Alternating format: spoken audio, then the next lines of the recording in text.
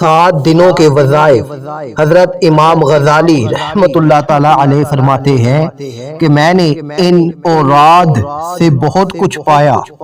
ہفتے کے دن لا الہ الا اللہ 100 بار پڑھنے سے غم دور ہو جاتے ہیں۔ اتوار کے دن یا حی یا قیوم 1000 بار پڑھنے سے روزی غیب سے پہنچتی ہے۔ سوموار کے دن بھی یا حی یا قیوم 1000 بار پڑھنے سے روزی بڑھتی ہے۔